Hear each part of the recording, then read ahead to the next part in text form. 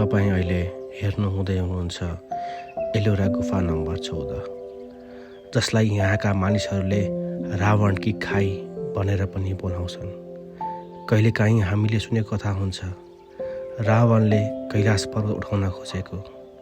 त्यो कथा यहाँका ढुङ्गामा अझै बाँचेको छ। यो गुफा त्यति सानो छैन, करिब 13 मिटर लामो र 8 मिटर चौडा छ। पुराना कलाकारहरूले ढुङ्गामै काटेर हिन्दू धर्मका कथा कोरेका छन्।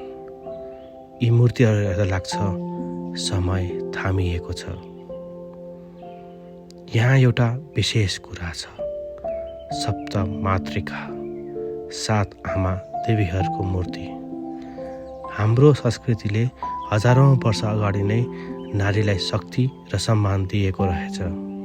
आज हामीले कहिलेकाहीँ बिर्सिन्छौँ, तर यस्ता ठाउँले सम्झाइदिन्छ नारीलाई सम्मान गर्नु, नारीलाई शक्ति मान्नु, यही त साँचो धर्म हो। रोचक कुरा के छ भने यहाँ शिवका कथा पनि छन्, विष्णुका पनि। शिव वैष्णव भिन्न होइनन्, एउटै स्थानमा भेटिन्छन्। हामीलाई यो गुफाले सिकाउँछ भिन्न आस्था भए पनि सह अस्तित्व सम्भव छ। धर्म भनेको लडाई होइन, धर्म भनेको एकता हो। एलोरा महाराष्ट्रको औरङ्गाबाद नजिक आज युनेस्को विश्व सम्पदा सूचीमा परेको छ।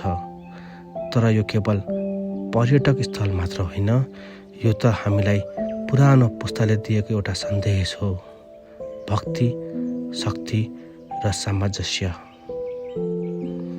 यहाँ आउँदा तपाईँलाई लाग्छ ढुङ्गा मात्र होइन, इतिहास पनि बोलिरहेको छ र त्यो आवाज अझै भन्छ एकता, श्रद्धा र सम्मान, यही हो हाम्रो असली सम्पदा।